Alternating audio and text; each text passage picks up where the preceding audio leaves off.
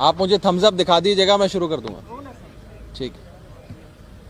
आज मैंने देश की माननीय वित्त मंत्री निर्मला सीतारमण जी से मुलाकात करी और दो अहम मुद्दों पे 3 करोड़ पंजाबियों की ओर से अपनी बात रखी। पहली चीज, पूरी दुनिया से सचखंड श्री हरमंदिर साहब द होली गोल्डन टेम्पल लाखों लोग रोज आते हैं। संगत जो वहां आती है वो गोल्डन टेम्पल के बाहर बने जितने भी सराह हैं, यानी कि छोटे छोटे अकोमोडेशन सेंटर्स, जिन्हें गुरुद्वारा प्रबंधक कमेटी हो, गुरुद्वारा प्रशासन हो, वो चलाता है। आज केंद्र में बैठी सरकार ने उन सराह पर भी, उन छोटे अकोमोडेशन सेंटर्स पर भी 12% जीएसटी लगाकर संगत का और संगत की सेवा का अपमान किया है।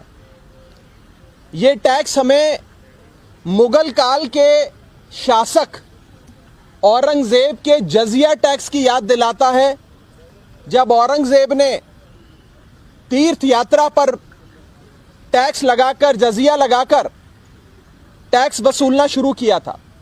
आज उसी प्रकार ये छोटे सराह जो गुरु साहब के दरबार के बाहर बने हैं, जहां पर संगत आकर रुकती है, आज उस पर भी जीएसटी लगाकर इस सरकार ने एक गलत काम किया।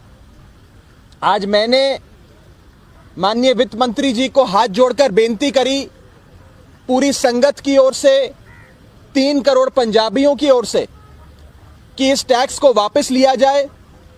हमारी श्रद्धा पे, हमारी भक्ति पे, हमारी भावनाओं पे, हमारे सेंटिमेंट्स पर, हमारी बिलीफ्स पर इस टाइप का कोई टैक्स नहीं लगना चाहिए। मैं पेशे से चार्टेड अकाउंटेंट हूं। आपको मैं बता दूं कि टैक्स मुनाफे पे लगाया जाता है या मुनाफे के लिए बनी जो संस्थाएं हैं उन पे लगाया जाता है। जैसे कोई 5 सितारा होटल में जाकर रहे तो उस पे जीएसटी लगता है। जो भी मुनाफे के लिए बनी कंपनियां हैं उन पर जीएसटी लगता है, यानी कि टैक्स लगता है। लेकिन जो संस्था मुनाफे के लिए नहीं बल्कि सेवा के लिए बनी है उस पे कोई टैक्स नहीं लगता। हिंदुस्तान में आज तक नहीं लगा, लेकिन इस सरकार ने सेवा के लिए, नॉट फॉर प्रॉफिट, सेवा के लिए बनी संस्थाओं पर भी टैक्स लगाने का काम किया है। मैंने सरकार को टैक्स लगाने के इस बेसिक रूल के बारे में भी बताया कि टैक्स मुनाफे पे लगाया जाता है, सेवा के लिए बने केंद्रों पर और सराहों पर नहीं लगाया जाता।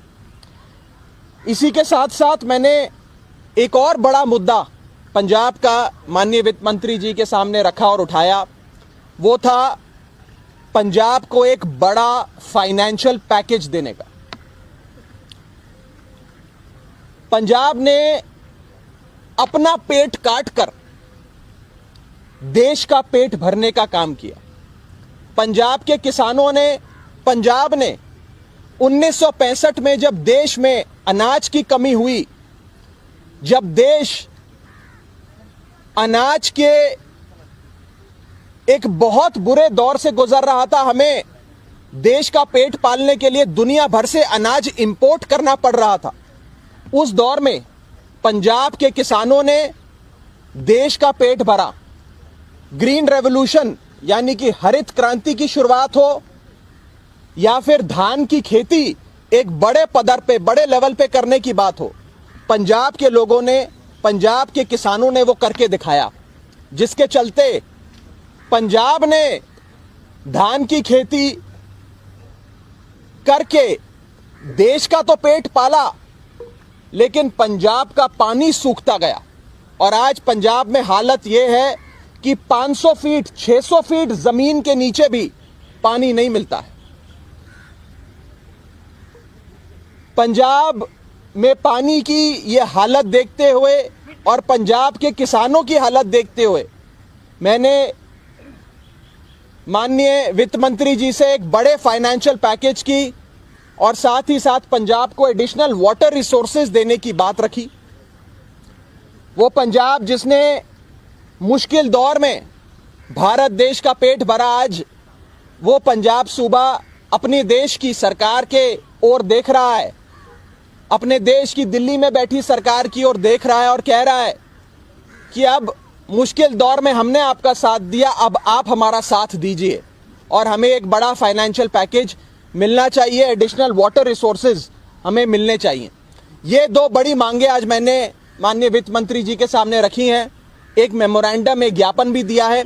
उन्होंने बड़े आराम से मेरी बात सुनी, मेरा जो ज्ञापन था वो लिया और मुझे विश्वास है कि ज़रूर इस पर केंद्र सरकार कार्रवाई करेगी और पंजाब के साथ जो सदियों से केंद्र सरकार एक सौतेला व्यवहार करती आई है, वो सौतेला व्यवहार बंद होगा और पंजाब का हक पंजाब को मिलेगा।